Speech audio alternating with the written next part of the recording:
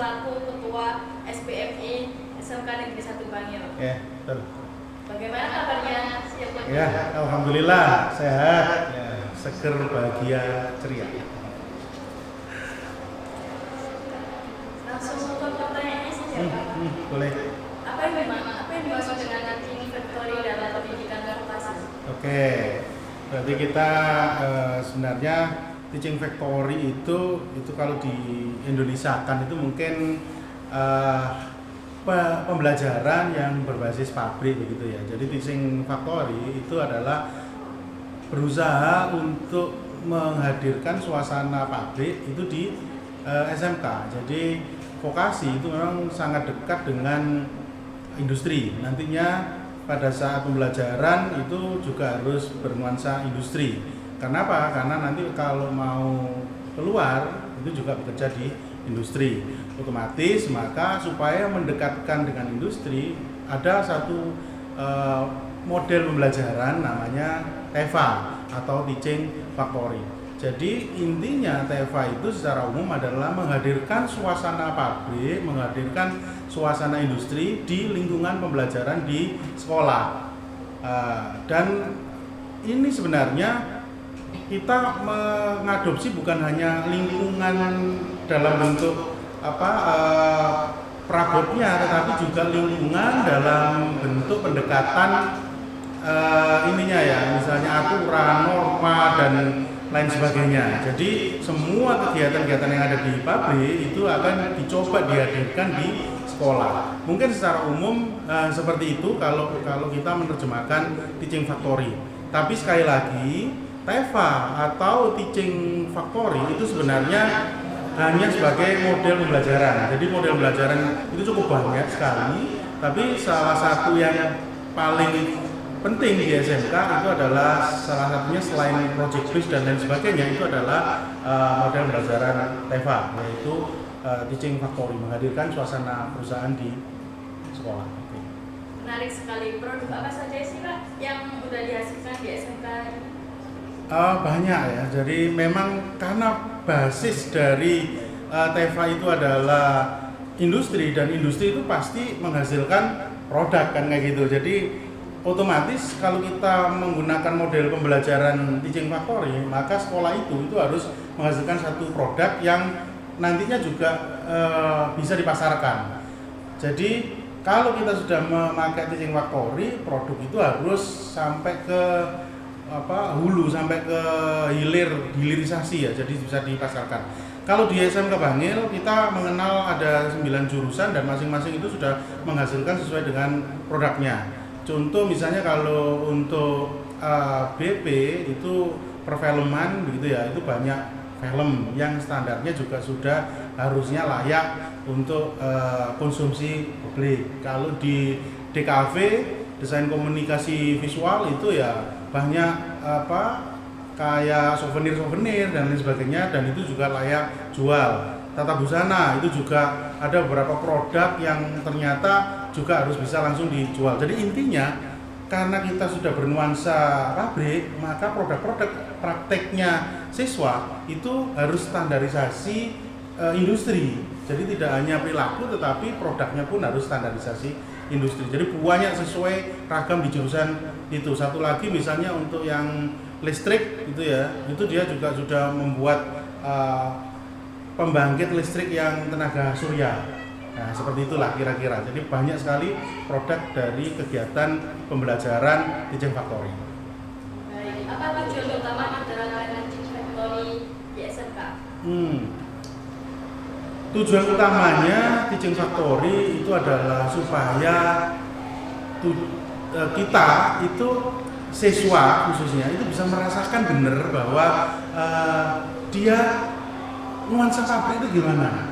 Jadi tidak terpisah antara pembelajaran sama ini nanti pekerjaan. Jadi dia sudah dikenalkan mulai awal itu tentang gimana sih kondisi pabrik, sehingga tujuannya adalah menyiapkan siswa sejak dini tentang apa itu yang nanti akan dilakukan di pekerjaannya, seperti itu. Jadi intinya teaching factory ini membuat siswa belajar dengan betul. Nah, bagaimana tantangan terbesar dalam menerapkan BSSH? Oke, tantangannya itu adalah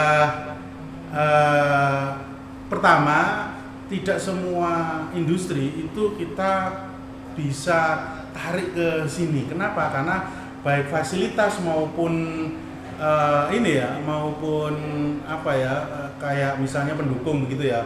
Kita tidak semuanya punya. Contoh pabrik-pabrik yang besar dan lain sebagainya itu kita tidak bisa untuk mengambil itu, sehingga kita harus milih perusahaan-perusahaan mana yang bisa kita adopt di sekolah, sehingga nantinya kita ya mitra Dudi itu ya kita pilih yang memang kita bisa.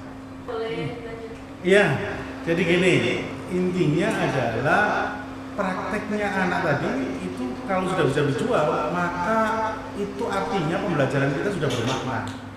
Nah, kenapa bermakna? Karena memang produknya bisa dinikmati masyarakat luas. Itu adalah tujuannya TEFA, atau itu adalah pengertiannya TEFA. Pertanyaan selanjutnya, bagaimana sih Pak konsep Teaching Factory dapat menjembatani kesenjangan antara sekolah dan dunia industri? Oke, jadi simpel aja sebenarnya. Selama industri itu bisa menjadi mitra kita, maka informasi apapun itu bisa nyampe ke kita, sehingga kan industri itu sangat cepat sekali ya, teknologi perubahannya dan lain sebagainya, termasuk infrastrukturnya. Maka kalau kita menerapkan TEFA, maka otomatis kita dapat informasi yang banyak tentang sekarang perkembangannya apa, nah itu kan ya. Nah, kalau itu kita sudah bisa bawa ke sekolah, otomatis si pembelajaran kita itu tidak jauh-jauh dengan industri, keadaan real saat ini di industri. Nah, yang paling pas bisa melakukan itu ya pembelajaran dengan metode atau pendekatan Teaching Factory. Karena apa? Karena kita nggak bisa jalan Teaching Factory itu sekolah sendiri, industri sendiri. Dan mitra industri ini harus benar-benar melekat dengan kegiatan yang ada di sekolah. Itu kira-kira ya. Akhirnya kesenjangan bisa diatasi. Apa sih Pak tantangan terbesar selama kita menerapkan BSSH ini? Ya, kalau tantangannya yang pertama memang begini nih, di industri itu kan seperti yang saya sampaikan tadi, perkembangannya begitu cepat, begitu ya. Nah, kadang ada beberapa peralatan misalnya itu yang tidak sesuai, karena kita kan tidak secepat industri perkembangannya, sehingga itu butuh effort sendiri, butuh satu kecerdasan lah, kreativitas dari guru dan sekolah itu untuk menyesuaikan. Nah, maka untuk itu kita biasanya kita adakan pemetaan tuh, mana yang kita punya, mana yang industri nggak punya. Nah, tantangannya adalah komunikasi. Kalau komunikasi antara industri dengan sekolah itu belum nyambung gitu ya, maka kita pasti keteteran, dan TEFA-nya itu hanya TEFA-TEFAan saja. Tapi kalau industri dan sekolah itu sering duduk bareng, sering membicarakan bareng, terus gimana tujuannya bareng gitu, maka kayaknya TEFA-nya kita bener-bener TEFA. Tapi itu tidak gampang. Kenapa? Karena TEFA itu tidak semata model pembelajaran yang dikuasai oleh guru atau diskenariokan oleh guru, tetapi skenario itu juga harus dari industri. Itu yang saya katakan tidak gampang. Baik. Apa perbedaan Teaching Factory dengan praktik kerja industri? Praktik kerja industri, wah ini sangat dekat ya. Jadi begini, saya tadi sampaikan bahwa tidak semuanya sekolah itu mempunyai informan yang seperti di industri. Maka kita harus pilih, kita harus ada yang namanya sinkronisasi kurikulum. Nah, sinkronisasi kurikulum itu salah satunya adalah memetakan, oh ini bisa dihadirkan di sekolah, berarti TEFA kita sebatas ini. Kemudian kalau ada peralatan-peralatan atau informan yang kita tidak punya di sekolah itu, maka itulah yang nanti akan dilakukan di industri. Nah, prakrin, praktek industri itu adalah menempatkan anak-anak untuk tahu bahwasanya kerja asli di industri itu bagaimana. Berarti semuanya kontrolnya itu adanya di industri. Lah TEFA beda lagi, simulasi industri yang ada di sekolah. Karena gitu. Tapi dua elemen ini, dua kegiatan ini nyambung, nggak bisa dipisahkan.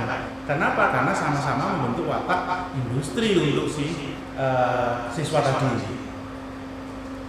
Pak Aris, ini pertanyaan terakhir. Mengapa Teaching Factory dianggap Ya, ini pertanyaan bagus sekali. Jadi begini, teaching factory itu kita tidak hanya belajar masalah teori, namun belajar tentang bagaimana culture yang ada di industri, itu satu. Yang kedua, teaching factory itu tidak hanya belajar tentang teori, namun belajar membuat satu produk yang bisa diterima dan dipasarkan oleh anak siswa tadi ya ke masyarakat. Dan yang paling akhir, yang paling penting itu adalah teaching factory ini adalah pembelajaran project yang berulang-ulang, sehingga tidak ada yang namanya kompetensi itu kalau nggak bisa dilakukan sekali aja, harus dilakukan berulang-ulang. Dan teaching factory itu ya seperti itu.